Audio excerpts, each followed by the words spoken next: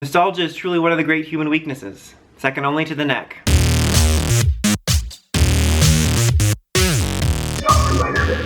Hey YouTube, Dawson Ryder here. Welcome to my review for, I believe this was episode 15 of Kikai Sentai Zenkaiger. And this episode was all about a retro monster. It actually wound up being a pretty solid episode.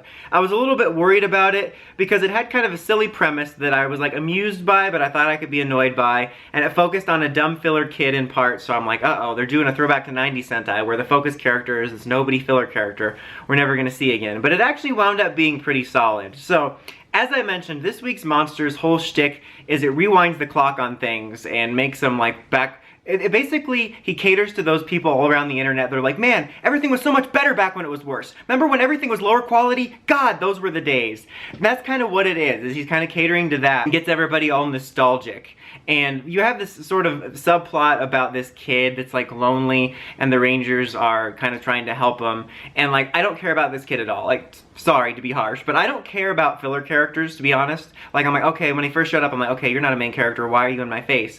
But what I liked is that they actually managed to have both the nostalgia story and the story with the kid actually contribute a little bit to our actual characters, because we get like a little bit of a flashback of how Kaito was taken care of by his grandmother and talks about that a little bit. And so it gives both a little bit things to their characters, the grandmother and Kaito a little bit, kind of touching on their relationship, and then both missing his parents that are missing. And there's also a moment when Stacy runs into her with the kid of the week, and he has like this moment where I guess it reminds him of his mom. I'm not supposed to know. We're not supposed to know about Trinity yet, but I'm not sure if this is supposed to mean like, is she somehow related? Like, are he and Kaito somehow related? And then he recognizes the grandmother, which then reminds him of his mom, or does it just remind him of his mom? Like, it's kind of a nice character beat in a way, because like, again, it kind of gives a little bit of a backstory about him, and he's kind of thinking about his mom, but at the same time, just the way he looks at her, it's like this look of recognition, so I'm not sure whether there's supposed to be something there. But we'll have to wait and see. But ultimately, the retro monster wound up getting the Rangers all in this mood of like, man, things were so much better back in the day, they're all really down, they changed the aspect ratio, and it's all really sad. And then the Kikanoids are all thinking like, wait a minute, everything used to be worse back in the day. We don't want to go back. New is always better. They remember the golden rule. All the wisdom I've heard over the years from TV rolls in. New is always better. Old stuff is dumb. It's like, just be new. Let the past die. Kill it if you have to. So they then all rally up and destroy the monster. And then when he gets big, they have kind of another fun aspect of the fight. Like, you know how I always talk about that the Monster of the Week big final fight usually has something unique to do with the Monster World's ability. And in this one, he has the Rangers talking in like old speak, like in old slang, so they can't understand each other, which is a little bit goofy, but is also funny. And it couldn't help but remind me also of those progressive commercials about like, we can't keep you from becoming your parents. And I don't know. I thought it was just amusing. I always like how they do that. And then, you know, they save the day, and the kid's happy with friends and whatnot, and it was a pretty simple episode. Like, not a whole lot huge happened.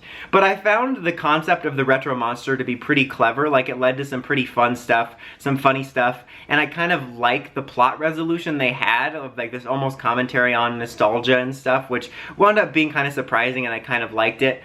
And there weren't any huge character revelations, but I do like how the whole episode wound up going back and showing us things about the characters. Like, we got a little bit with Stacy, we got a little bit with Zenkaiger, we got a little bit with the Kikanoids. They kind of flashback. So we got these little nuggets of character. Like, we didn't find out huge amounts, or we didn't develop them hugely, but I always like when a filler episode at least gives me a reason to feel like this episode wasn't worthless, other than, you know, just being entertaining. So it was entertaining, and it gave us little nuggets of stuff that actually felt valuable to the overall story, at least the story of the character. So I enjoyed it, and I'm a very anti-nostalgia person, so I kind of appreciated some of those sentiments there, and the sort of poking fun of that and all and whatnot. But I would give this episode, I think, a 3 out of 5. It didn't blow me away, but I think it was solid and entertaining and better than I thought it was going to be when I was watching the first few minutes. But what did you guys think of this episode and the retro monster? Let me know in the comments as always. Until next time, like, comment, subscribe, and climb steps and ring that bell so you can get videos. Dawson Ryder, signing out.